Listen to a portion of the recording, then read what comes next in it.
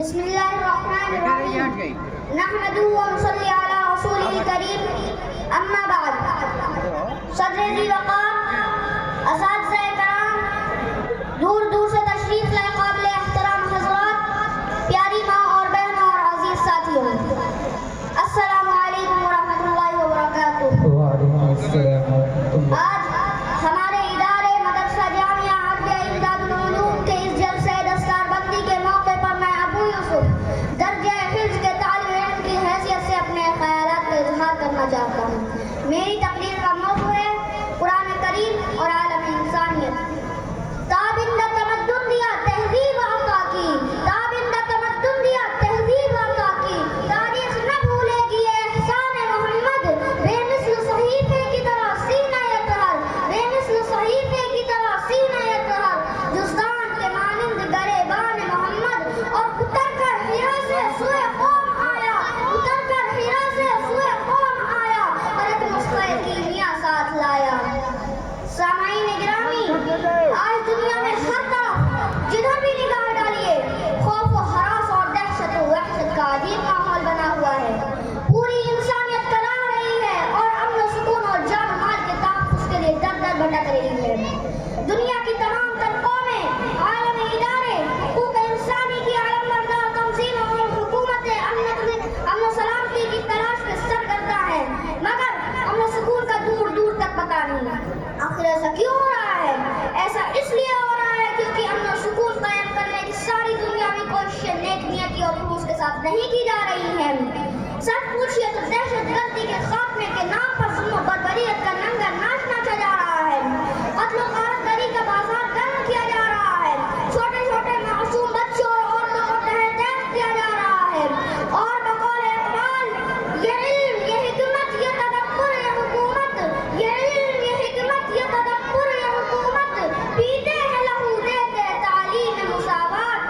قرآن میں اس کی تصویر کشی یوں کہی گئی ہے، ظہر الفساد فی البر والبحر بما کسبت ایدی الناس، یعنی لوگوں کے اپنے کرتوتوں کے نتیجے میں خشکی اور سمندر کے اندر ہر طرف فساد پھیلا ہوا ہے اور تباہی مچی ہوئی ہے۔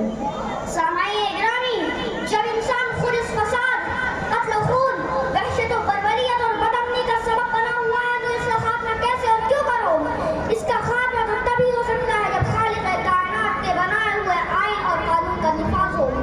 اس نے قرآن کی شکل میں ہمیں ایک ایسا آئین اور دستور دیا ہے جو پورے عالم انسانیت کے تحفظ اور امن و امان کے ضامن ہے۔ اس آئین پر عمل کر کے عرب کے بدوؤں نے پورے عالم کو تابندہ تہذیب اور تمدن عطا کیا۔ انہوں نے عدل و انصاف اور مساوات کا وہ نمونہ پیش کیا جس کی نظیر پیش کرنے سے انسانی تاریخ قاصر ہے۔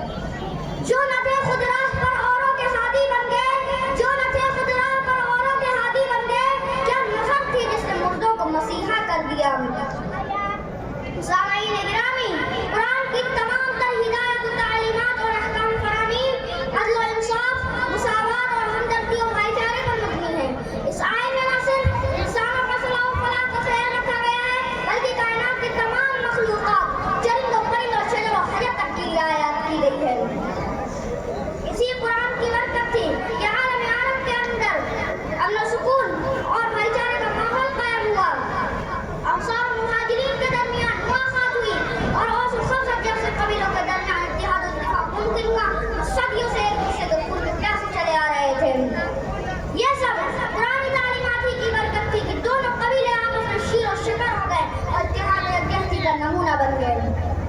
سامعین گرامی، آج کے اس دہشتناک ماحول اور خوف و ہراس کی کیفیت کو ختم کرنے اور امن و سکون کو قائم کرنے کے لیے ضروری ہے کہ دنیا میں انہی قرآنی تعلیمات کو عام کیا جائے اور لوگوں تک پہنچایا جائے۔ جس قرآن کو محض انداز میں توقع کے طور پر چھو لیا جاتا ہے اور موقع ملا تو کبھی کبھار اس کی تلاوت کر لی جاتی ہے اور پھر طاقوں اور الماریوں کے سینے میں ڈال دیا جاتا ہے، ایسا کرنا قرآن کریم پر ظلم و زیادتی ہے۔